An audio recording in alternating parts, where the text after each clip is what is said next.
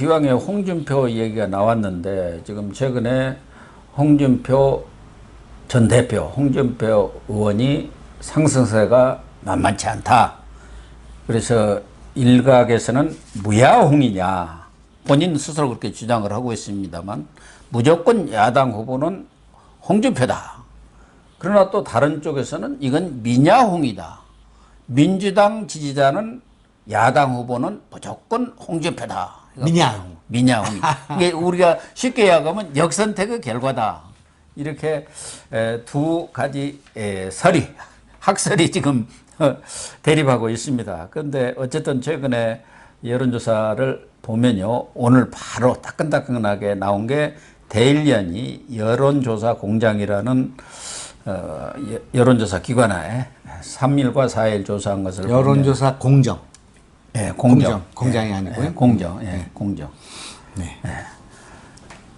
3일, 4일 조사한 거 보면은 윤석열과 이재명 양자 대결에서 윤석열이 47.1, 이재명 38.5. 윤석열과 이낙연은 할 필요도 없는데요, 이제는. 그래도 윤석열 47.2, 이낙연 40.4. 그래서 윤석열 후보가 이재명, 이낙연을 모두 이긴 것으로 나와 있는데, 문제는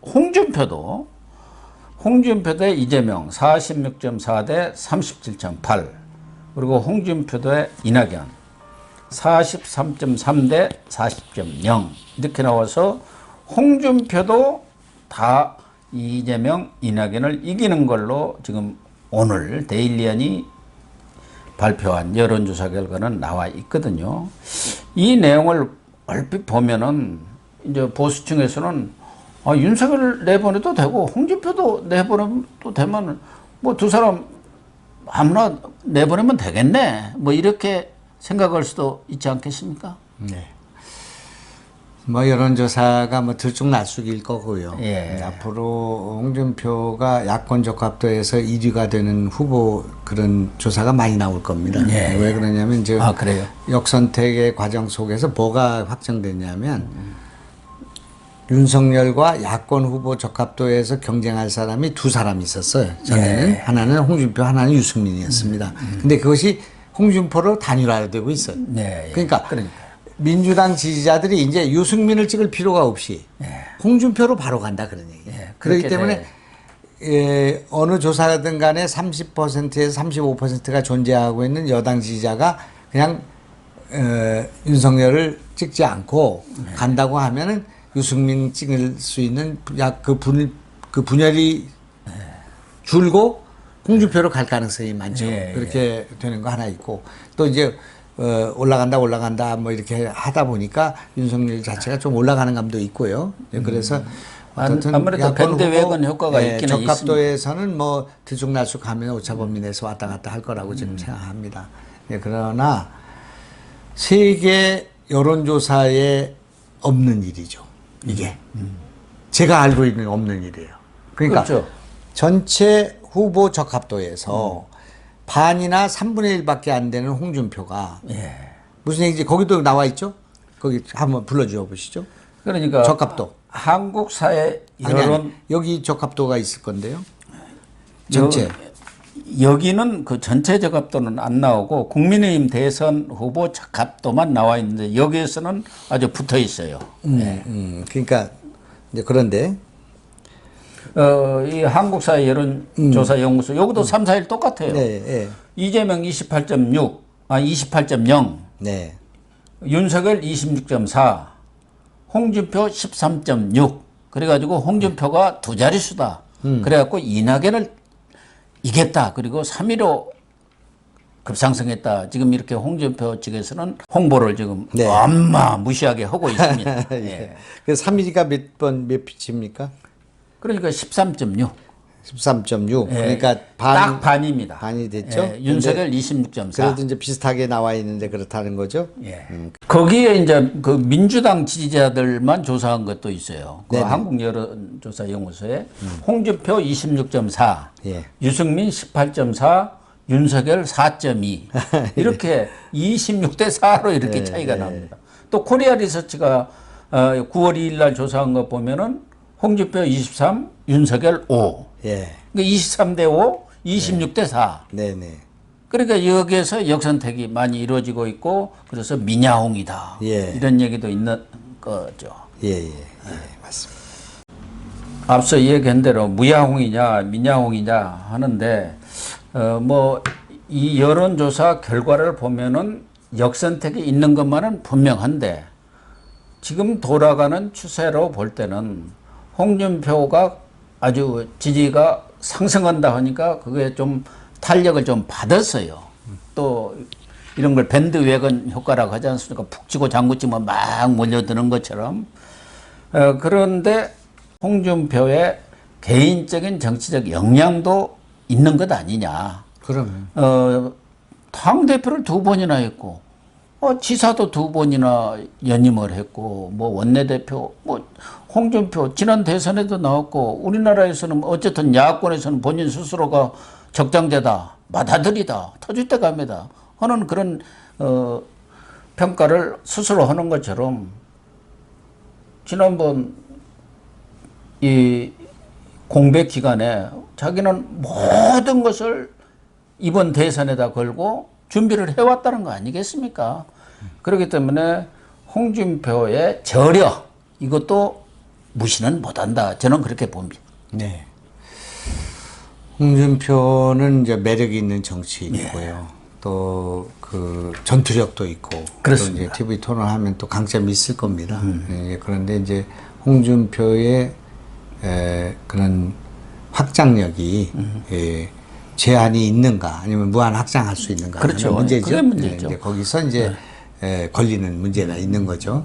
그렇기 때문에 제가 볼 때는 지금 홍준표의 지지는 3군데서 옵니다. 하나는 지금 최재형이 제대로 역할을 못 하고 있어요. 역할을 못한 것이 아니라 거기는 지금 완전히 가라앉았습니다. 그러니까 최재형과 황교안의 표가 분산이 안 되고 있어요.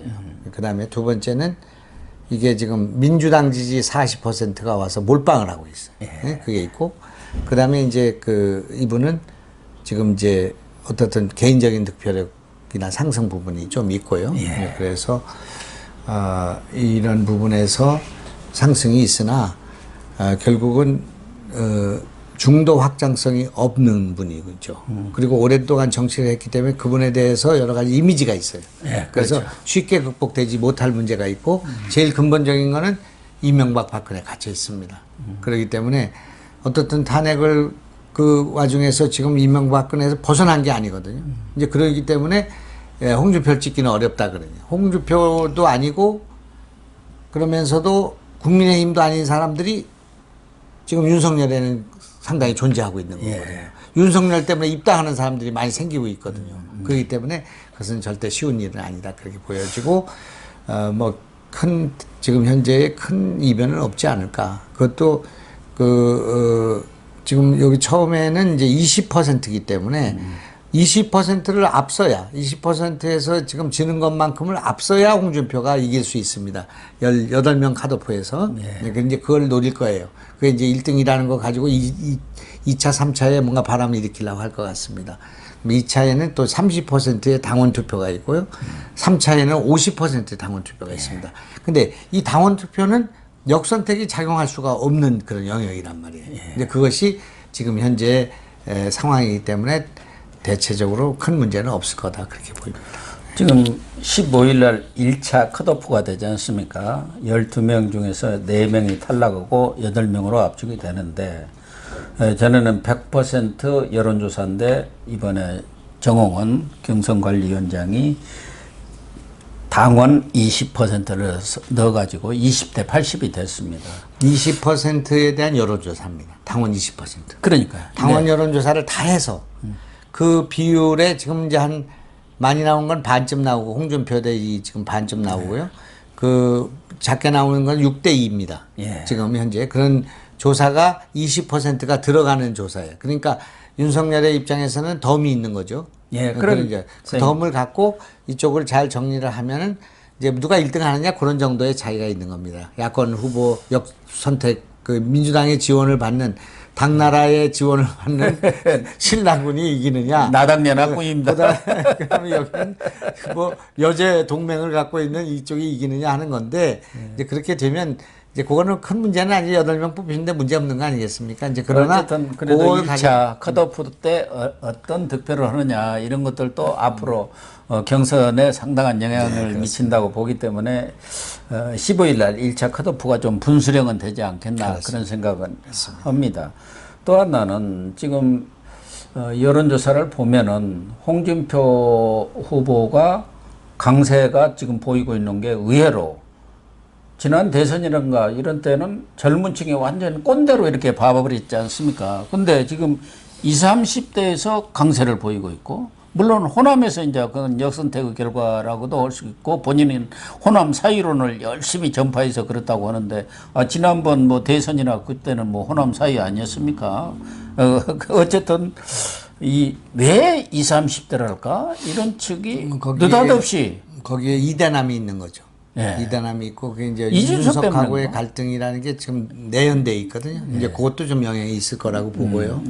그다음에 이제 윤석열 후보가 지금까지 여기 지금 입당을 하지 않았습니까? 예. 그리고 국민의힘 사람들에 둘러싸여 있죠. 예. 그러니까 외연 확장이라든지 청년층을 위한 정책이라든지 이런 것들이 지금 하나도 없는 상태에서 그대로 가라앉은 거라고 봐야 됩니다. 20, 30대는. 그리고 지금 뭐 이런 싸움에는 20, 30대도 큰 관심이 없단 말이에요. 예. 그렇기 때문에 시급히 20, 30대에 대한 정책을 하고 20, 30대들 만나는 노력을 하고 이런 것들을 해야 되고 또 어떻든 지금 우리가 선거를 이기려면 이준석을 포함한 당 지도부와의 그런 그 결합. 이것이 필요하고요. 화합 이런 게 필요합니다. 그래서 전에도 우리 김 장관이 20, 30대의 그런 절망에다가서 깃발을 꽂아라. 그렇죠. 이렇게 얘기했지 않습니까? 그게 지금 안 되고 있어요. 실효가 없는 거죠. 아무것도 안 된 겁니다. 그러니까 윤석열 후보 측에서도 전략을 좀 전면적으로 재점검할 필요는 있다. 저는 그렇게 보는 당연합니다. 게. 예. 지금 이제 그동안에는 본인 얘기대로 국민이 불러서 내가 이렇게 이 자리에 왔다. 이것까지는 좋아요. 국민이 불렀으면. 그 다음부터 온 이후로는 본인 스스로 발광을 해야 합니다. 반사가 아니라. 네. 근데 그 발광이 20, 30대를 겨냥한 그런 것들도 좀 부족하고 우리 국민들한테 주는 어떤 정책이나 비전 발표도 지금 별로 없어요. 얼마 전에 부동산, 뭐 원가 공급, 아파트 그 얘기. 오늘 일자리가 발표를 하는 거예요. 그 당의 그 행사를 중심으로 해서 그 세 가지 무슨 그러니까 그런 데다 발표하면요. 묻혀갖고 아무 소용이 없어요. 전에도 내가 얘기했지만 탁탁 치고 나가야 합니다. 지금 우리 선생님 말씀하셨는데 우리 이제 옛날 방식인지 모르겠어요. 나는. 예, 근데 첫째로는 지금부터 150일 뭐 180일 남은 거 아니겠습니까? 네. 그러면 하루에 한 개씩 정책을 발표해도 부족해. 그럼요. 지금 그렇지 않겠습니까? 네. 뭐 한꺼번에 묶어서 하면 몰라도 그래서 정책을 매일 발표해야 된다는 거예요. 나는. 근데 그것이 너무 늦다 그러니 지금 현재 상황이. 그러니까 이제 그런 것들도 좀 우리가 보완해야 될 문제인데 지금 사실 좀 죄송한 말씀인데 윤석열의 지지는 누가 만들어주냐? 정치 공작이 만들어주고 있어요. 가만히 있어도 돼 지금. 아니 오늘 이재명 경기 충격받았을 거예요. 오늘 그 데일리한 조사인가 뭐 그거 있잖아요. 예. 그거는 지금 저기는 컨벤션으로 지금 뭐 난리가 났지 않습니까? 이재명이 그럼 뭐 대세론을 해가지고 뭐 지금 치솟아서 지금 50대 30이 돼도 지금 안 되는 지금 최고의 축제를 벌이고 있는데 조사를 해보니까 오차범위 10% 이상이 된 거예요. 그걸 요번 그 조사 있지 않습니까? 예. 윤석열도 이기고 뭐 홍준표도 이기는 거 거기에 최고의 핵심은 뭐냐? 이 조사의 최고의 핵심은 정치 공작이라고 떠들었는데 아무 효과가 없구나. 그게 첫 번째고요. 네. 그다음에 두 번째는 컨벤션 효과가 전혀 없네. 그거예요. 두 번째. 그다음에 세 번째는 이낙연표가 어디로 갔지? 그겁니다 지금. 그래서 저 민주당 지지자들이 저 조사 결과를 이 수심이 보면 절대로 민주당이 저걸 완사이드로 이재명을 54, 50 뭐 이렇게 하면 안 되고 결선 투표로 가야지 저거는 살 길이 생기는데 그런 걸 우리가 가르쳐 줄 필요는 없잖아요. 빨리 해서 이겨가지고 만세 부르고 다니면 컨벤션은 빵! 그리고 이낙연 쪽 지지자들은 거기를 떠나게 된다 그러니. 저는 오히려 윤석열과 홍준표가 이렇게 저도 여러 차례 얘기해서 홍준표가 빨리 10%가 넘어가지고 윤석열과의 누가 이길까 하는 그 경쟁이 좀 붙어야 국민들도 흥미가 끌고 그래갖고 흥행이 되고 거기서 탁 치고 이기고 나야 그다음부터 그 기세로 3월 8일, 9일까지 가버린다. 이렇게 우리 얘기를 당의 했는데 경선은 해보나 마나한 그냥 윤석열로 가는 걸로 생각했다가 야권 후보의 지지를 타고 홍준표가 올라오니까 이것이 바로 잡히기만 한다면 제일 좋은 지금 상황이에요. 예. 뒤치락 엎치락 뒤치락 누가 이길까 이렇게 하면서 홍준표도 좀 먹고 살아야 되지 않겠습니까? 이제 그렇게 해가지고 이 막판에 가서 윤석열이 그래도 이제 우리 당원들은 이렇게 생각하죠. 뭐 한 달 사이에 막 지지율이 올라가고 막 올라가서 이렇게 됐다고 하더라도 지난 수년 동안의 기억이 있거든요. 예.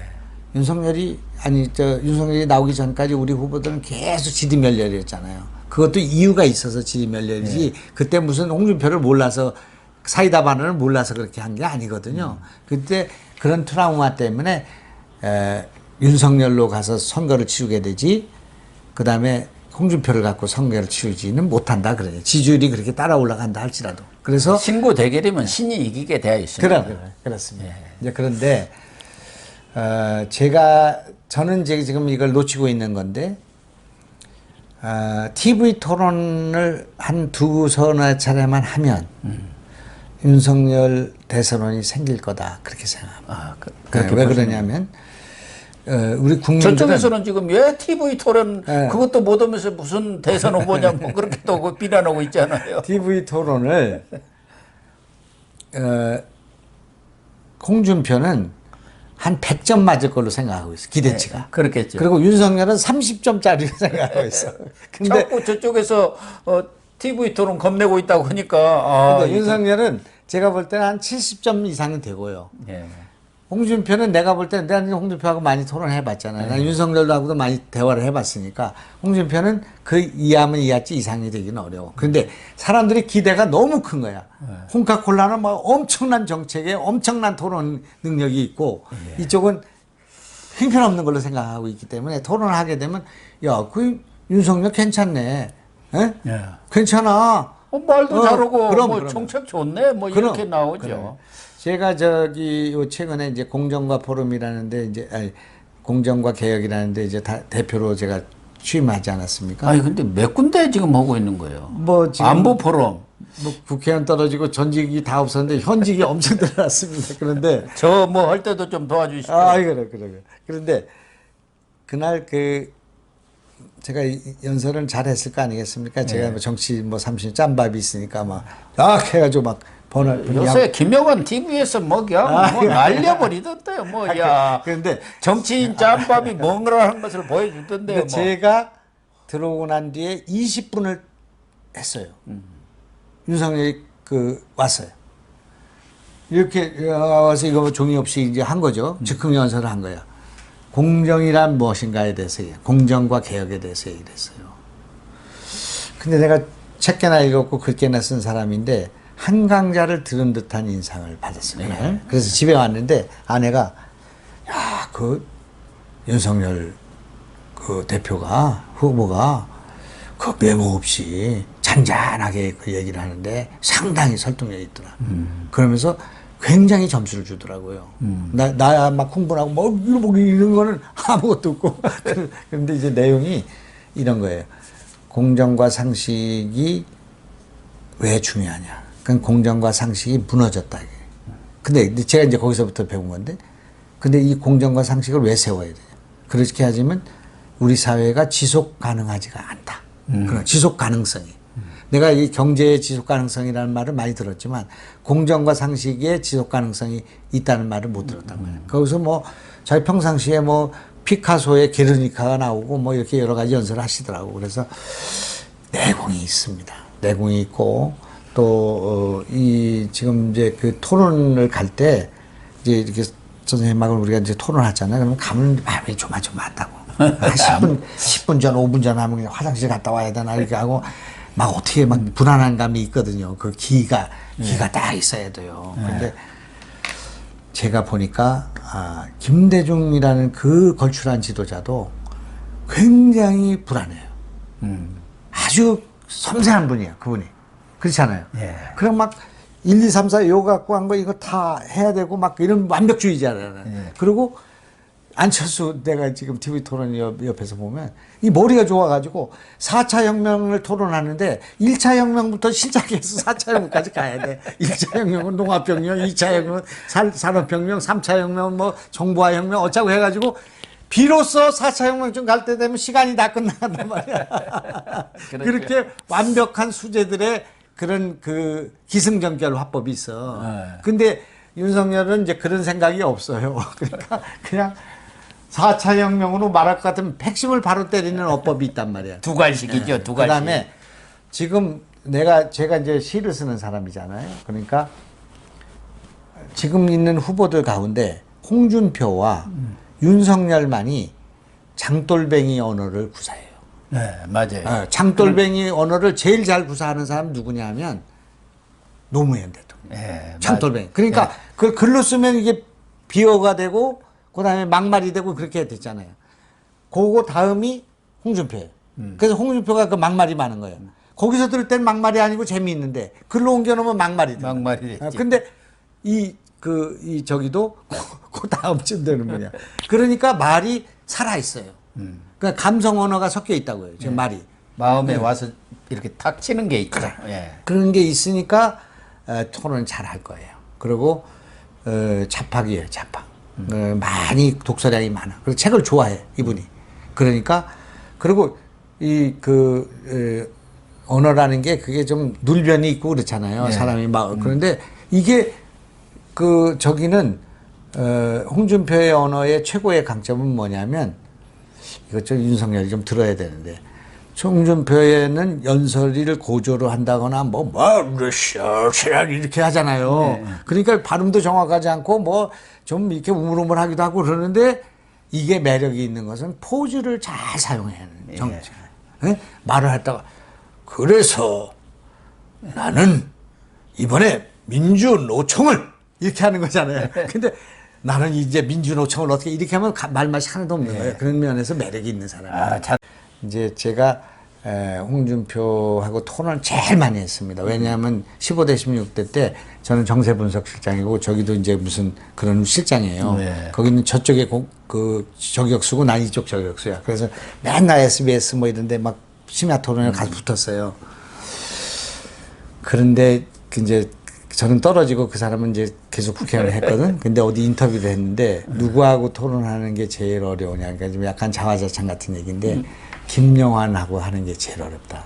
그자는 싱글싱글 웃으면서 복장을 그렸는데 그래서 제가 이렇게 하거든요.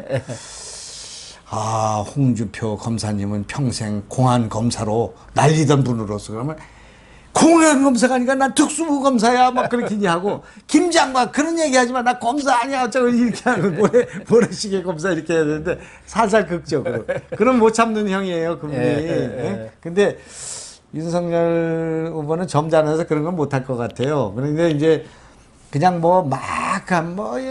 당신이 말이야 검찰이 있어서 다 잡아놓고 사람들 죽고 당신 막 이렇게 할 때 그때 그냥 슬슬 웃으면서 저는 그때 그냥 대통령의 부름을 받아서 소임을 다하고 그런 거지. 그런데 그런 과정에서 그런 분들이 있으면 지금은 참 숭고하게 생각합니다. 요 정도 하면 되는 거예요. 그러니까. 근데 거기서 막 싸워가지고 막 홍준표하고 이렇게 하면 못 당한다 그런 얘기예요. 못 당하죠. 거기에 넘어가죠. 수에 넘어가 버려요. 그래서 TV 토론하면 끝난다. 그게 내 생각인데 내 말이 틀리지 맞는지는 좀 봐야 될 것 같습니다.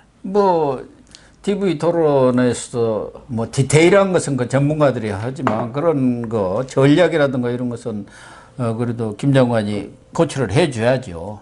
만날 수가 없어서 코치가 안 됩니다. 아니 어제도 2시간이나 밥 먹었다면서 뭐를 제가 그냥 가려고 그러는데 붙잡고 그냥 늘어져. 근데 윤석열 후보도 이렇게 식견이 다양한 그런 지식이 많다고 하는데 그 부인 김건희 씨도 인문학적 소양이 뭐 대단하다고 하더라고요. 뭐 나중에 보면은 나중에 보면 깜짝 놀랄 거라고 이제 그러더라고요. 우리나라의 그 퍼스트 레이디라는 게 예. 사실은 박정희 대통령 유영수 시절부터 여필 종부형 그리고 아주 뭐라고 할까 내조형 그렇죠. 그 홍지 여사님이 제일 그런데 손명순 여사도 마찬가지예요. 그렇죠. YS 저 가면은 뒤에 따라오잖아요. 지금 저 청와대에 계신 분처럼 대통령 제치고 자기가 먼저 가버리고 뭐 그런 건 없잖아요. 그래도 이제 이번에 우리 김정수 여사님은 그래도 국민들이 새로운 유형이었어요.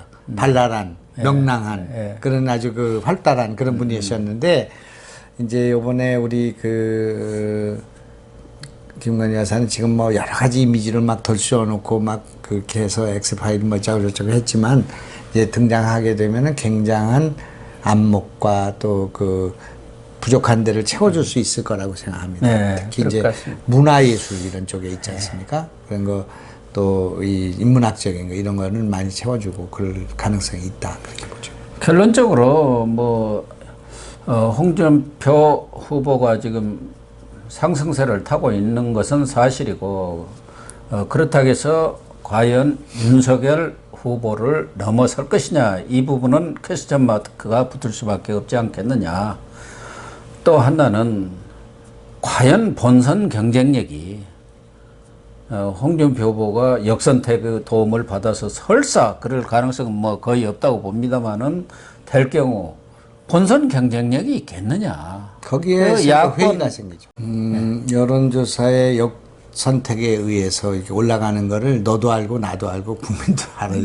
근데 뭐 우리 국민의힘 당원들이 모를 리가 있겠습니까? 그 그렇기 결과 때문에 어떻게 되리라는 것은 남쪽동자도 국민의당 알죠. 당원들 가운데 홍준표를 좋아하시는 분 가운데 이번 정권 교체가 불안하기 때문에 이번에는 당원들은 그 윤석열에 직결할 가능성이 많다 그런 거예요. 예. 정치가 그런 급부가 있으면 반대 급부가 있는 거기 때문에 그래서 뭐 그렇게 크게 걱정할 만한 상황은 아니지 않나 그렇게 저는 보고 있습니다. 현재는. 네, 또 좀 상황이 바뀌면 와서 좀 말을 바꾸겠습니다. 뭐 크게 상황이 바뀔 것 같지는 않습니다. 일단 뭐 그렇게 결론을 내리도록 하겠습니다. 시청자 여러분 또 오늘 김영환 장관님 나오셔가지고 뭐 본인만 알고 있는 여러 가지 정보들도 많이 털어놓은 것 같습니다. 또 다음 주에도 나오셔서 좋은 말씀을 해주시겠습니다. 오늘 방송 마치겠습니다. 시청해 주셔서 감사합니다.